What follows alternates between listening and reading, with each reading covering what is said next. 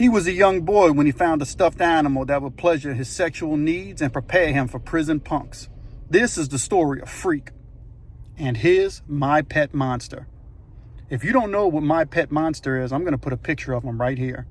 This is who Freak, as a young boy, had sexual relations with that would eventually lead him down a dark path of a lifestyle of prison punks that wouldn't just include him, but his entire family. His brother was also involved in prison punks. His father also had prison punks. His mother even went to prison. But for him, it started with My Pet Monster. He told me that he remembers getting My Pet Monster for Christmas as a younger boy. And he said for a long time, the My Pet Monster sat in his closet and he kind of forgot about it. But as he got a little bit older, a few years passed by and he got around that 13-year-old mark, he remembered the My Pet Monster when he started seeing, bikini-clad women on television, such as The Price is Right. We all know as young boys that, The Price is Right might have thought it was an innocent game show, but it had these women in these bikinis, and young boys who were growing into puberty had these thoughts about seeing these women in bikinis. And that's what happened to Freak. And he remembered My Pet Monster because he said he wanted to have something to actually penetrate. So he went into the closet and he dug My Pet Monster up, who was at this time covered with other clothes and in NFL and NBA jerseys, and he dug all the way to the bottom, removed all the unwashed pants and the dirty soccer shoes, and he found his My Pet Monster. Now, when he found his My Pet Monster, he said at this point, the wheels were already spinning in his head. He had already concocted a plan on exactly what he was going to do this stuffed animal to violate its rights. And when he got the My Pet Monster out, he says he remembers he turned it around and started playing with the backside of the My Pet Monster. He started poking around and prodding around this plush stuffed animal's imaginary butthole. And he dug and dug until all he could feel was the cotton inside the My Pet Monster's butthole. Now, keep in mind, as I'm sitting here in prison and I'm listening to Freak tell me his story and his backstory, and I'm listening to the origins of how he becomes the man he becomes, Freak is starting to really, you could see as he tells the stories, he's delving deep into childhood, and something's reawakening in his eyes. I see a light, a flash, a shimmer in his eyes that says, I remember this, and I liked it.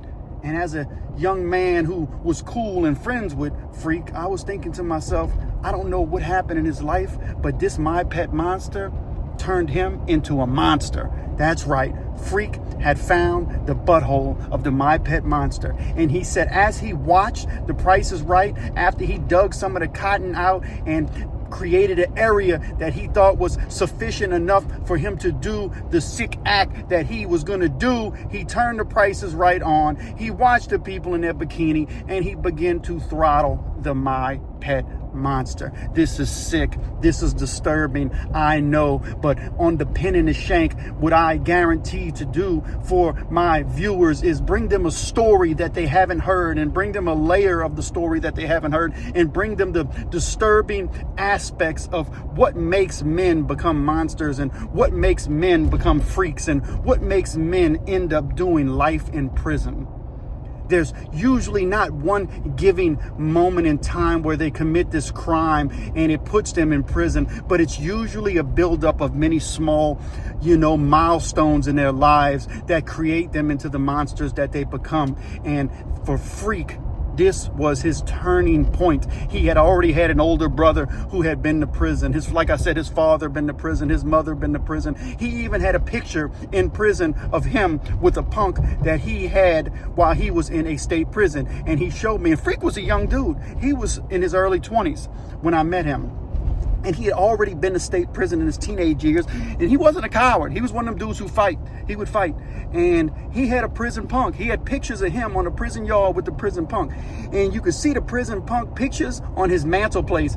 His brother had prison punks and he had prison punks. And both of them were on the mantelplaces. You could see his mother, because she didn't have a lot of pictures of her sons. All the pictures of her sons were from them being incarcerated, because they had started getting incarcerated at a young age. And you can literally see the pictures of their memories on the fireplace mantle, snapshots of them on the prison yard with their prison punks. Can you imagine Thanksgiving and someone being invited to the house and never having really been to the house before and doesn't know the dynamics of the family history, and finding out and being talking and open with the rest of the family, uncles and everything? Oh yeah, that's Freak. Oh, by the way, that's his punk, Sunshine. Yeah, that's right. That's how the Thanksgiving conversations must go. It had to be awkward. But let's get back to Freak. So Freak's telling me this story, and he begins to throttle and pump the My Pet Monster while he's watching The Price is Right. And he gets off on this. He likes this. And he said up until the time that he went to juvenile detention, where he wound up doing a stretch of time, and he said the My Pet Monster was the release that he needed. And he escalated the situation. Now, I want you to remember something. The My Pet Monster was a toy that was created with shackles. Because he was a monster, you had to keep him in shackles. And he had hand shackles and feet shackles. And they were these orange shackles, but the My Pet Monster, in his rage, he could break the shackles, right? So there's something that's happening in the spiritual realm, I believe, that turned Freak into a freak, with the My Pet Monster preparing him for prison punks. Because the My Pet Monster was basically, I would guess, in a nutshell, a prisoner. And Freak saw it in his own way that he had already began to put somebody who was inferior to him into his domination. So when he got to prison, getting into domination wasn't nothing but a thing when he got them punks. Now, I want to tell you something about Freak that's really, really characteristic. It's an original characteristic trait that he has that I never seen nobody else had. Whenever he talked about prison punks or women in general, he always shuddered like this.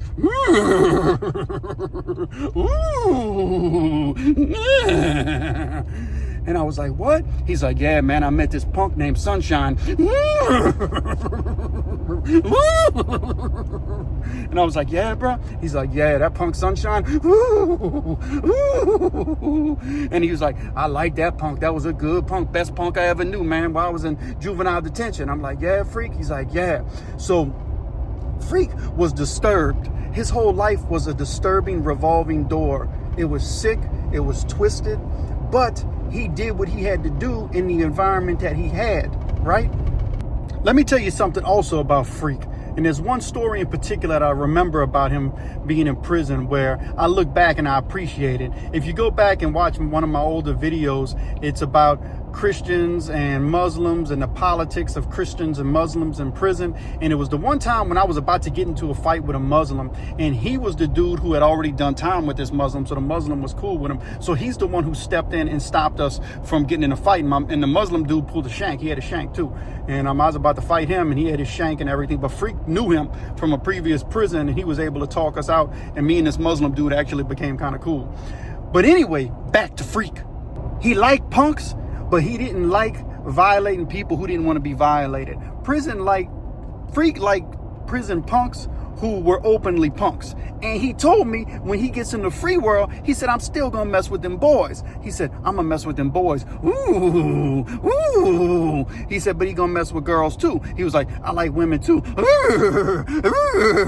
And I'm like, yeah, bro. He's like, yeah, man. He said, I'm gonna have me a punk, and I'm gonna have me a wife, and I'm gonna have me a girlfriend. So he was what you might call a sexual deviant, right? He ain't had no sexual charges.